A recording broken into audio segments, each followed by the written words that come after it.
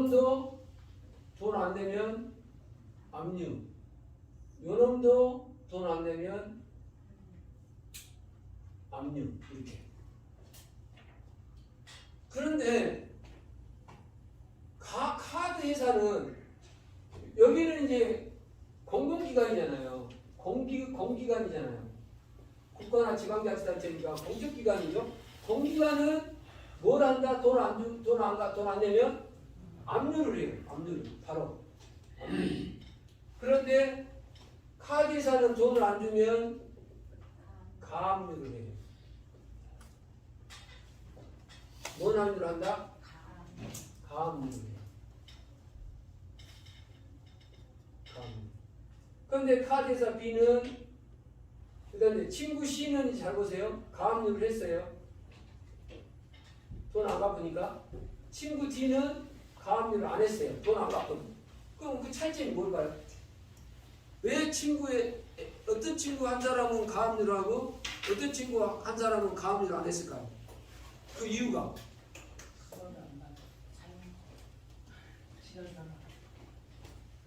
이 친구 C는 배우자가 바가지를 긁는 거예요. 돈 안 받으려고. 그죠? 친구끼리 돈 빌렸을 때 배우자가 바가지를 긁으면 어쩔 수 없이 돈 받아와야 되잖아요. 이 친구는 배우자가 바가지를 안 긁어서 가압류 안 한 거예요. 친구를 잊고 싶지 않아서. 그 차이점밖에 없어요. 친구한테 돈 빌려줄 때는. 그러니까 친구한테 돈을 빌려줄 때는 돈을 빌려준 거예요. 그냥 준 거예요. 준 거라고 생각해야 돼. 돈을 빌려주려면 당연히 이쪽으로 넘어와야지. 담보를 잡고. 사회생활 할 때. 그런데 여기 와서 여러모로 돈을 빌려주는 거, 신용을 믿고 돈을 빌려주는 거, 돈 안 갚으니까 가압류까지 하면 꼴찌로 배당한다 했잖아요. 그럼 잃어버리는 게 두 개네. 하나는 돈도 잃어버리고 신고. 그 얘기가 바로 이 얘기예요. 자, 예상값은 10만 원 예상값이 있어요. 가압류 할까 안 할까요? 안 해요. 아니 왜 배보다 100건이 더 커버리니까. 100건이 100보다 더 커버리니까. 가압류 비용이 더 많으니까 예상값 10만 원 때문에 가압류 하는 사람은 없어. 가압류 하는 사람. 불법행위를 당한 사람은 당연히 뭐 할까요? 가압류 하지. 50%는.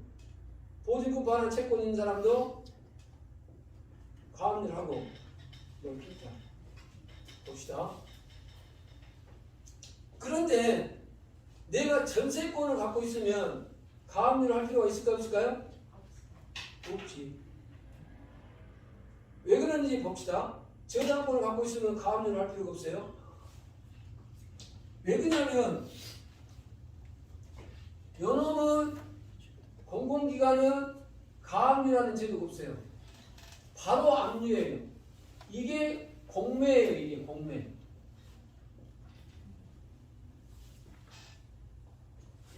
카드회사나 이런 금전채권을 공공기관이 아닌 이런 기타 일반 금전채권자들은 가압류를 하고 경매를 집어넣어요. 이게 강제경매예요. 담보가 있는 이 사람들은 가압류하지 않고 바로 경매를 집어넣어요. 이게 임의경매예요.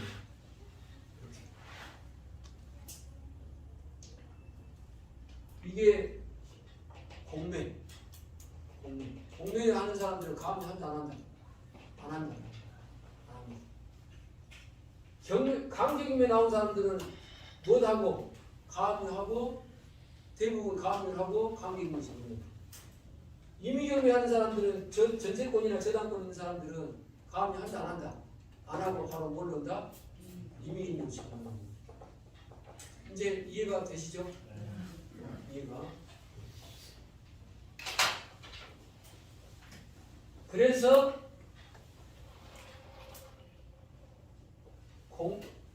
공매는 세금 공매를 얘기합니다. 세금 공매.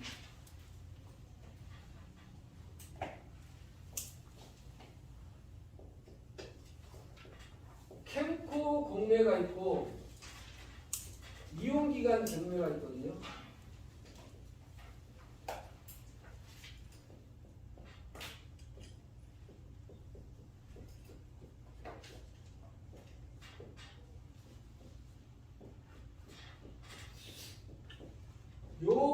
이게 압류공매예요. 여기에 세금공매예요. 요것만 여기에 적용되는 거예요. 한국자산관리공사에서 하고 있는 공매라 해서 다 세금 압류 공매가 아니라 한국자산관리공사에서 하고 있는 공매가 종류가 9가지가 있어요. 몇 가지가 나갔지? 9가지가 있는데 그 중에 뭔가 압류 공매. 압류 공매만 여기 공과금 국공기관이나 그 공적기관에서 채권을 갖고 있어가지고 공매를 집어넣는 것을 압류 세금 공매라고 그러는 거예요. 그런데 여기서 이제 하나 체크할 것이 뭐냐면 이 사람이 이제 이런 부동산을 갖고 있다가 하나 파트가 뭐가 나오냐면 회생이나 파산을 해요. 그럴 수 있죠? 회생이나 파산.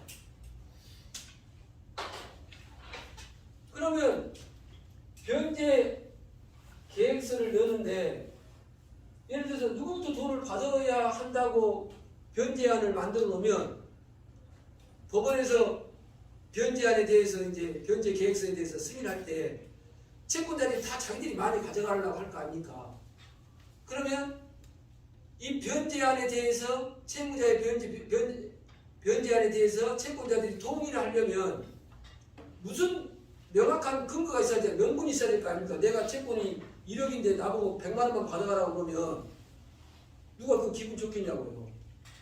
그러면 그 명분이 뭘까요? 회생은 변제안을 만들 때 만약에 당신이 여기서 변제안에 동의 안 하면 다른 채권자들이 경매를 집어넣으면 당신은 이렇게 배당이 된다. 그럼 이게 만약에 배당이 됐을 때 한 푼도 못 받아가게 되면은 당신은 그냥 꽝이다. 그런데 이 변제안에 대해서 100만 원이라도 줄 테니까 받아가라. 그럼 여러분 받아올까 안 받아올까요? 받아와야지. 그러면 차이점이 뭐예요? 여기는 이거는 공적 회생이 가고 공적 파산이잖아요. 그런데 아까 지금 내가 뭐가 있다 했어요? 사적 파산이 있다 그랬죠? 사적 파산이나 사적 회생이라는 걸 개인들끼리 하는 거예요. 그러면 차이점이 뭐냐면 여기에서 돈을 못 받는 것은 세금에서 빠지잖아요. 내가 필요분비를 받잖아요. 내가 그 공제를 세금에서 내가 공제가 되잖아요. 내가 이렇게 돈을 빌려줬는데 이렇게 돈을 못 받았으니까 공제를 해주세요라고 하면 되는데 이거는 될까 안 될까요? 이건 안 돼요. 이건 안 돼요. 그러면 이걸 되게 하려면 뭘 어떻게 해야 돼? 개인들끼리 합의를 봤어. 그럼 이거를 세금에서 비과세 처리를 받고 싶어. 예를 들어서 세금 처리를 하고 싶어. 그럼 뭘 해야 될까요? 조정신청하면 돼. 근거 서류가 있어야 세무서에서 인정해 줄 거 아닙니까? 손실이 나는 것은 손비 처리를 인정해 주겠지. 손비 처리. 그런데 파산도 이건 파산 관계인이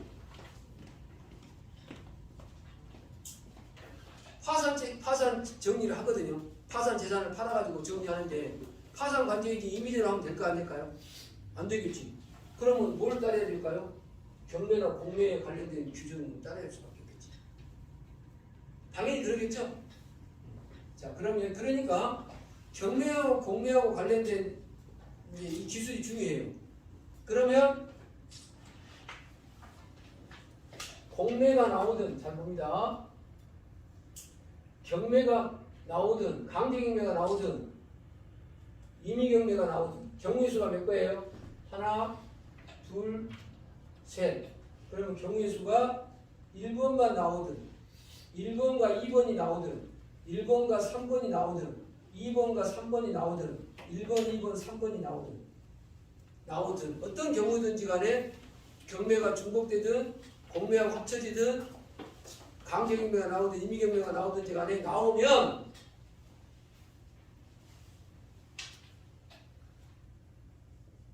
이 수많은 사람들이 이 집을 국가가 경매나 공매를 해가지고 이 집을 환가를 하죠. 돈으로 낙찰 대금으로 바꾸잖아요. 그래서 이제 뭘 절차를 거칩니까? 배당이라는 절차를 거칠 때 이 많은 사람들이 뭐라고 할까요? 다 여기에 찾아와서 돈 받겠다고 하겠죠. 그죠? 다 돈 받겠다고 아우성을 칠 거 아닙니까? 아우성. 그러면 이걸 공매를 했던 주체, 공매나 경매를 했던 주체는 고민이 있을 거 아닙니까? 고민이. 이 많은 사람들을 다 어떻게 알 수도 없고 알려져 있는 사람도 있고 알려져 있지 않은 사람도 있을 거 아닙니까? 그래서 나오는 게 첫 번째 배당하고 제일 중요한 거는 여기 배당을 해주겠다 이거예요. 배당을 해주는데 배분 요구 정기일이라는 게 있고 요 경매는 배당 요구 정기일이라는 걸 정해가지고 누구들 전부 다 배당 공매는 배분 요구 정기일, 경매는 배당 요구 정기일까지 배당 요구를 안 하면 돈 안 주겠다는 거예요. 이해가시죠? 그러니까 이제 이 원리가 회생에서도 똑같이 들어가요. 회생채권자 신고 안 하면 회생채권에서 빠집니다. 회생채권에서 땄거든요. 그러니까 무슨 요구 정기일이 중요해요? 내가 배당표를 만들 때는 제일 먼저 어떤 채권자가 있는데 그 채권자가 배당 받은지 안 받은지는 제일 기준이 뭐다 다 같이? 배당률 정기일까지. 그런데 여기서 두 가지가 나옵니다. 당연 배당자가 있고